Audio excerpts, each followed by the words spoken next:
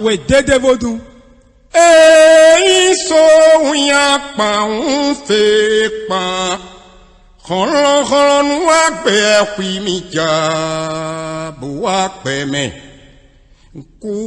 pa gwe kha u to so esun. Nu kuma swe iwe mi de bata toronto. To fine je so de doto. Ye no zun son ka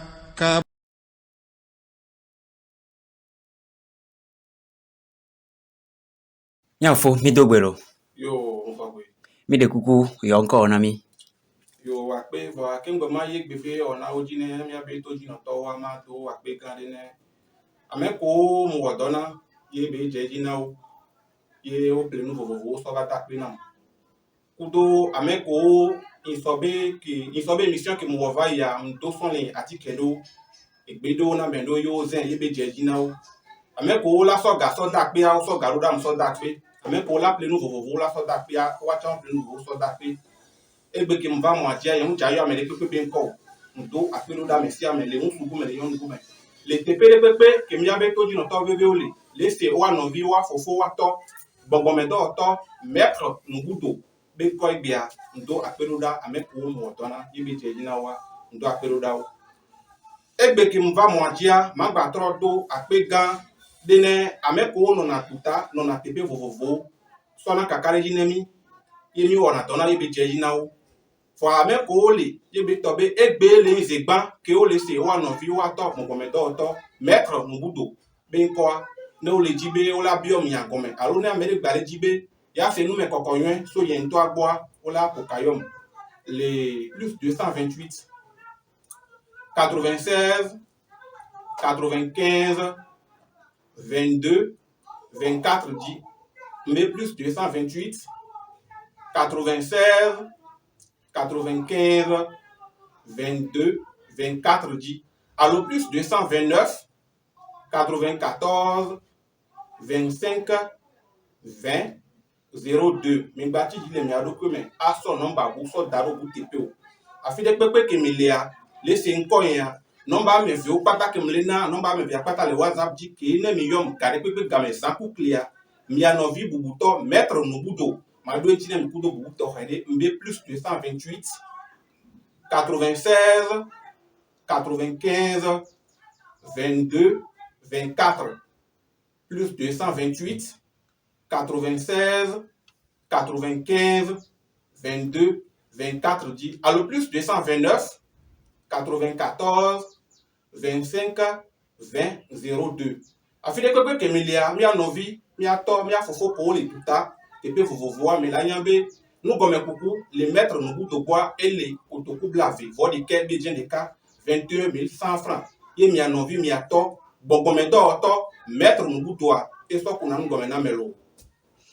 mi do akpene maître ngudo mi bron mi nyabe ole gbongbon me bakudo nti la mebe akpadi vo egbe ami ya pompo so kudo atike o kewe owona keye gba onu gedene agbetopo me ye ole moji gasia game egbe ami pobe oyadenu le atike o jinami atike ka kwika be yentie oyadenu le nami egbe o yo akwega ka kwego mado ya wanti na wa ma gba tro to ni to jino to be nu ko keke mi wona mi ma te ngbon pata le moaji egbe o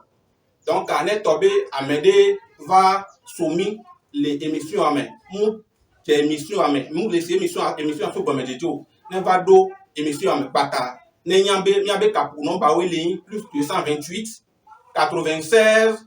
95 22 24 à le plus 229 94 25 20 02 dit egbe amila pompo so kuro atike do wonti do mi matin de atike o pata gomen le moaji ne miabe toji no to zedika o Vraiment ba so to di no to be susu so daron de kadia le imbe egbe ke mva mo adia mo yen yo to na be onesi o abe fon dade alo onesi tele dade la pom le mo adie go donc a oni yan be ma wan to blon be mo yen to ila di la ba kwa gona o oni yan be dore pepe ko le le a so kuro atike ko mi la de to so yen atike ko mi la so fion wegbe ye ame ko atike o po ye o do o di dase alo ame ko atike o po yo karo mi adie o ba le di client abone mi profiter mi gata pe na o. Donc, egbe ya mi la pompo so kuro kiste be dole le adina o mi la pompo so kuro mi ya no vi ko ndo na pede pepe o gake o gbojona le nti la me mi la pompo so kuro mi ya no vi ko le un su gomen le yon gomen ye mi ya no vi ko ndo fu po o am do fu akpo tete be glechan o nu ke la ten cause nu o fi fiare ati keke mi la ten so da ale ke be dona o mi ya no vi ko gbojona kaba kudo mi ya no vi ko lele hémorroïde be do kudo mi ya no vi ko lele diabète quel que soit le type, que ça soit le type 1 ou le type 2, kakare di lebe kudo tobe o ba lo doa, mi la po de intine, mi abe ohe vovovo, voa so ye dia, ma tro do nku, mi abe kapono ba one, mi abe toji no to veveo, mi a novi, mi a to, bongo do to, maître nubu doa, mi le loame, bali, afide pepe, quelle que soit votre position géographique, la technologie a vraiment évolué pour vous pourrez entrer en possession de nos produits, quel que soit là où vous vous situez. Mais là, donc, on a dit que plus 228, mais 96, 95, 22, 24. Et non, bah, mais via pas ta kemlena et le WhatsApp dit qu'à l'époque, gamin, qui est un million, so, à filer pepe, que mi beléa, le monde entier, un million, qu'à l'époque, gamin, madone tinemi. Mais à benomba, belé, toi, les plus 229, 94, 25, 20, 02. On bacha ka le doko mais aso nomba bu so daro bu tepe o do doko lelia on konya no kenti be kudo bon do 1000 moyen le bebe keke ameke o la no le do allo ko amede la no le do ne mi konjia o la so konji ba tike so da done no vi o vo ne o so atike wan ku me pepe so da done o ya ma jeju nu kenti be la ten kudo nu ke la ten re mo ne do lele o ke na o konjia o la o ma po do yo allo nu ke la ten avia si doko lelia ji ke ye o ntoa ne o to afile pepe ya nu oto die a o yovo konji a o church pa me ya o la do gbede la o de pe fa ma tin jeju mi ma yin ko ti de le yan me o mi ano vi ko le to ti le se mi anko a o ne yan be ne o la gba se nu me kokko yen so yen to agbo a o ne po kayo mu gade pepe ga me san kukle la fi de pepe ko gbele a appel direct o yo ma a o WhatsApp ye o na mdo kamena ma do ntina o ku do bubu to fede le plus 228 96 95 22, 24 B du citoyen, allo plus 229, 94, 25,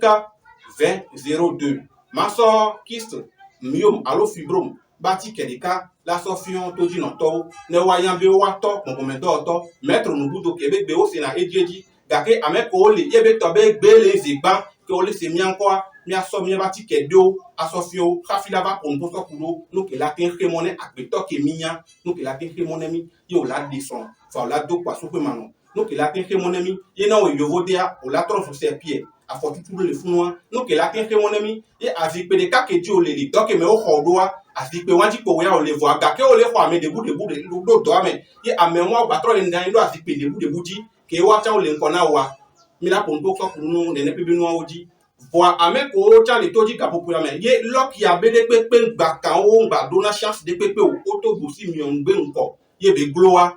mi so savon de kadare o yo ne be agbe yeye mo yen do nko ne savon o avec o ame tutuma ko va sans savon o wa do nko ne be so gba ke me yo le ape savon de chance de bonheur d'ouverture de chemin que mon wea be otro do agbe yeye me ele si be ke o la jo le go me atro do dubu me ne o ne debe jisi do yo po e na yo don ko savon bi agbeyeye mi gba ti ju tro ho number awon eyan de ngba so bu so daro bu tepe o mbe plus 228 96 95 22 24 dit plus 228 96 95 22 24 dit allo plus 229 94 25 20 02. Maso atike adika ne ma so fion toji noto ne olayambe atike a ele mo be mi le glen koyo ne wayambe atike a ele lo Mile kwa atike ya ke mso le fion mia afide pepe ko le sin ko yan kafla ma wan to blen be kafla pe to no vi ojigbo la to la do nko yi afide pepe ko le ye o le do bojo le nsume allo impuissance totale ye be to be o jiwo nene allo o mu jiwo nene o ye o va le do bojo le nsume ayan be atike ke nsu ke zatike a ame tutuba ko zatike a o do nko na be oto e gome le mbe na o zatike a gbe a mu mbe de ba on keke venkiki ton ke ngbo la ya atike ke za maître nubudo ke o atike a ye mi to ko ze tutuba o do nko na ya o la yan be mu mbe se sungo e la zen mu je sungo vivi na dessus oto a et on a éjaculation précoce faiblesse sexuelle allo short piece et ba on a impuissance totale tiens que mille pour les filles et bah on a impuissance totale donc quand on dit attique a gardé peu mais quelle que soit votre situation géographique la technologie a évolué et qui allait concours mais qui n'a pas le voter on l'a qui soit attique sur l'eau tout moyen vous mais mi a benu comme be gaé les koto kubla vivre de quai bien de cas 21 100 francs et nous comme be galé mi a non vu mi a to bubuto mettre nous do bolo mi là attique budinami atike ya kemile kwa yento e mo le jibe ma va so fion mi egbe over to ji no to le de kukube nu ke minya o le we ye du kwa le dida se nu ko mi le wo le pero du to ko du kwa ti le pero monde entier anti ati amase kemile kwa le fi ya mi so ne roda na yo voter quelle que soit ta position ne julo be o la hoya ne mi blene me kwa ma fe roda o gake ma so mi abe so da do ne ka je le mbe maître nubu doit je n'aime pas l'automédication automédication yemu wono. Donc, on va analyse les conduits, alors on va échographie les conduits. L'échographie a des fiombe qui est l'intio, à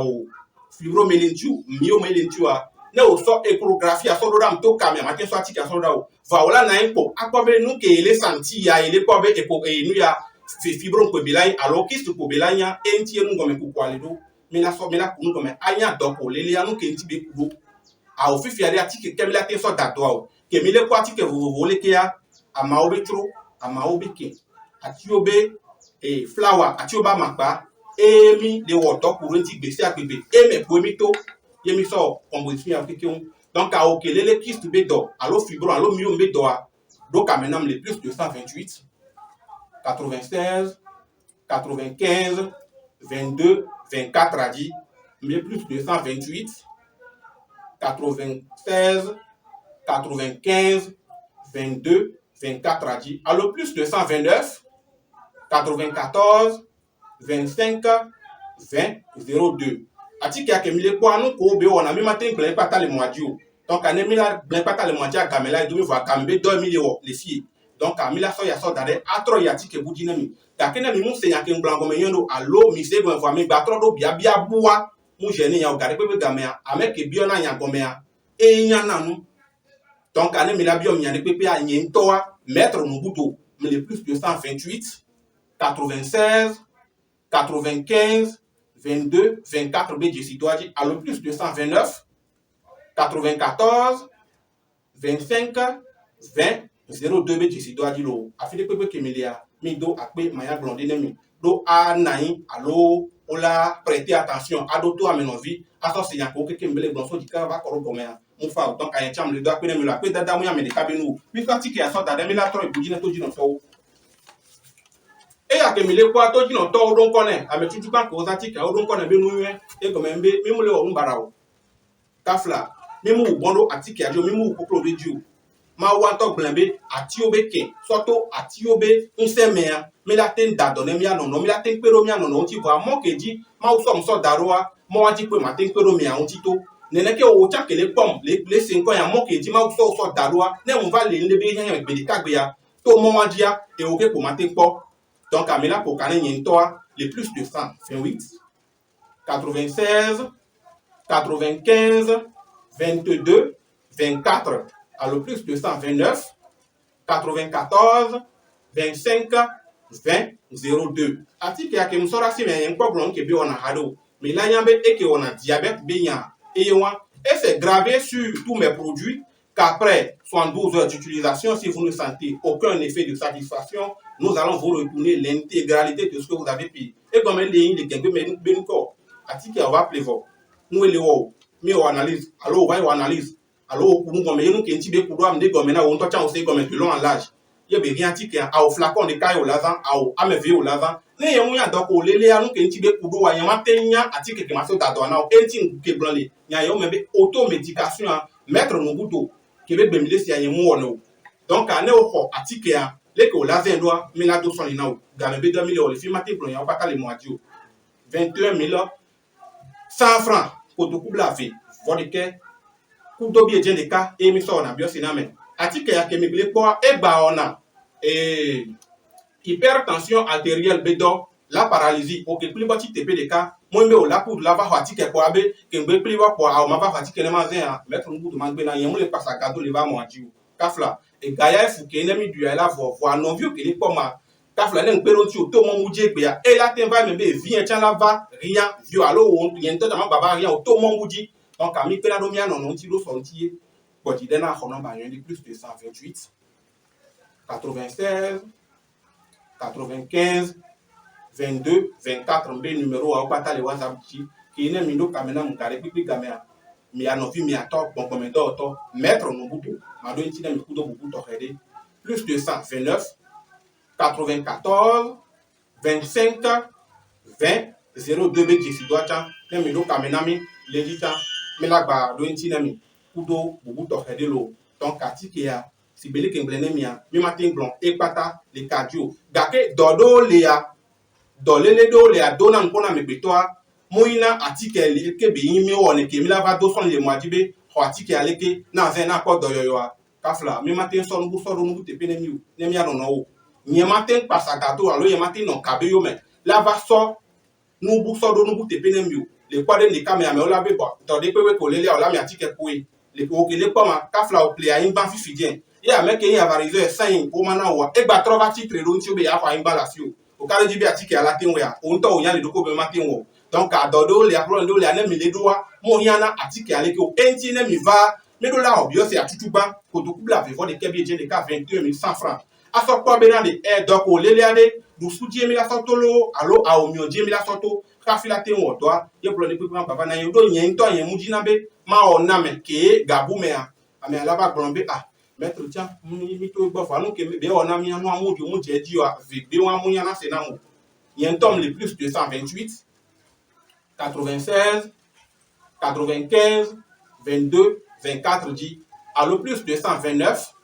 94 25 20 02 dit donc atike ke mi le quoi me matin ngle pata le quartier mi la se gom egbe o donc kusu de kamate huye ape ndodo ko dona ola nya ipata la basero donc kusu ko ko de la tian e go mele be nya do lia e le di mi ke mi mate de blondo ka me be 2000 wole fi na mi be do ka me ne yen to za me ya nke ke me ya gare ko ka me kwa ni pe ke mi le di afi ne pe ke mi le ya mi la tin o do ne mi ye ku do to gbe o ba lo do a mi la po do nti ne mi abi ku ke vovovo lo e ya ke mi le po savon e mi le po le fi savon agbeyeye nko ron de je won mo mettre no budo don ko ne o on su si gbe o alo yo si gbe o ke zanti ke atujupa ke zan savon atujupa e bi on be ma don ko ne savon abi agbeyeye be ke ile savon a e naye e gbebe nkeke amea ye po yo no nwe ye cha o yo na e be fronto yo ko zan savon atujupa wa don ko na bi agbeyeye be so gbe ke gbe o le ape savon a de chance ke mo wa be yo cha yo po on su nwe de be a o le yo cha be fronto. Donc, à moins de mianto quoi, ya mes petites pour donc connaître savon be abeyer yo. Quelle que soit ta situation géographique, nous pouvons t'envoyer tous nos produits à tout moment, à toute heure, et vous allez l'utiliser et témoigner comme ceux qui en ont utilisé et ont témoigné. Ne n'amalgamez pas surtout les numéros, ne confondez pas, ne panachez pas les numéros. Concentrez-vous sur ce que les gens dit. Contactez-moi de loin ou de proche. Nous allons essayer de discuter de long à large de vos problèmes pour qu'ensemble, vous puissiez trouver une solution fiable à vos divers embarras. Je suis au plus de 128, 96, 95, 22, 24. J'ai bien dit plus de 128, 96, 95,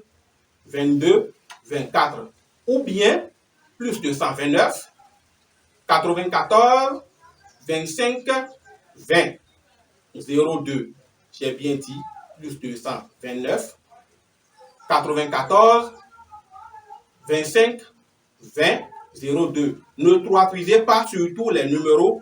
et en fin de compte, vous finirez par dire que vous m'avez contacté mais rien de bon, je n'aime pas ces langages. Alors pour ce savon, pour vous qui êtes dans le besoin, pour vous qui déposez toujours les dossiers, pour vous qui avez la licence, pour vous qui avez de gros diplômes, mais les diplômes sont toujours dans les sacs à la maison, pour vous qui déposez des dossiers un peu partout, mais ils ne vont jamais vous appeler, essayez que nous allons faire d'abord la consultation qui est à 21 100 francs pour tout la voir les cas bien les cas la so pas un problème que me ole ali nous quand tu pour awo amesi me be doye ole le a awo nto be nu manya de alo o nto be nu yanya de o nde o nya nde le nya me na yo wo alo agode o je le keke aji kafla akoke yin sula tenje le keke aji e fun gozan e ke yon chala tenje le keke aji e fun gozan donc ane mi gbero kamena mun kare pe gamea kafla me la litanti galeo gamulo igayami va ko le fi mi la gbagble de la gbajo donc ane mi gbero kamene yen to gare pe gamele yen to be no ba oji plus 228 qui m'na va fi à 96 95 22 24 dit alors plus 229 94 25 20 02 a dia on kare di bene problème de pe me emilia mi la a pour nti ye ensemble là mais l'accord de nti mais avec pour vous game amu tsunami o mi la so savoir cha so dade ni mi la troy atike budi de mi yo ye mi reva ame ko ze po ame ko do fu divi po o don ko na be ye mi reva be yo le to nu oto ji so pena yo le to tepe o yo va o analyse de pepe yo va ido boku to dokita gagaga o ye mi le ble na be problème ki o le doa kafla mo be dokita o cha mo wona to o wa cha o pla wa be to prêter serment le we gbesi agbegbe na me o ya me o le kafu voir kafla net to be problème ko le doa amesi me be doy allo amegbe to e titre don ti o mo le dibe adofu wa kafla nkare dibe mettre no buto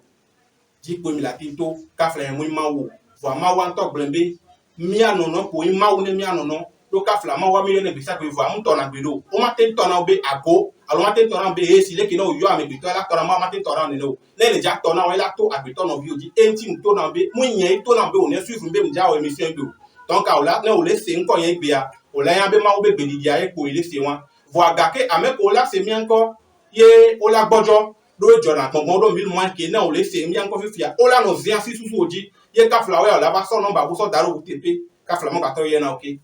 ejiro wa lo bodi le so bi ku fe na on numéro a plus 228 96 95 22 24 matrone gratitude plus 228 96 95 22 24 alors plus 229 94 25 20 02 mais plus 229 94 25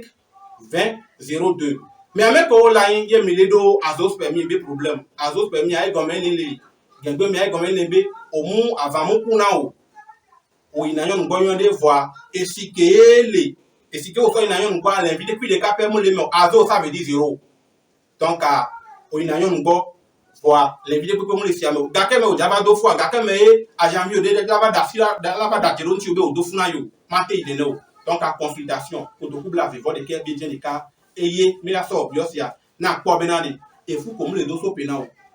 o de stron ki amesia medina e ke yam de mdivia e ke novi o chan de divia e bo o chan de voir nous kenti o ya mu jo le do fois gbede ke gbo mo kare di be ensemble là e gba ku do domea ma o be bedidia e la o toro dio e ku do to go ba lo doa kafla o cha o la yo be vito bede kagbe OK le do oligos permis be problème ce qui veut dire que o inayon go et si acha le vun faut l'envia mon sungo l'envia cha mon sungo donc mi la yambe problème be que mi le doa afide que mi lia le monde entier mi la do kamenemi kare pe game mblone mi so ko ti be nu ko ke mi wora mi mate problème pata le mondio donc ane mi be do kamenami le kare pe game mi la po do ntine mi avec vovo mais avec ko le prostate be dolele a o placer son na so pena a o to wan ko jiji kakao et jiji ku mu jiji amu kan mettre no budo donc amenam le plus 228 96 95 22 24 dit à le plus 229 94 25 20 02 dia mkare jibe afide pepe ko le monte entier o la po rentine ko ke o lu gake mi ame ko le do yebe tobe do ke mi le amui ati kebe do be yo o ke mu le po yonu le de o alo o ke mu le po fu le de o ke play ingba ye gbebe keke ame afuto chi te ronti o alo o ke de strong voye gbebe keke ame strong wale brombe ajo le po alo o ke po mo kaka yovode ka flama mu ame pepe va keke ame baba chi ngbe do me si be ba si ke nene o de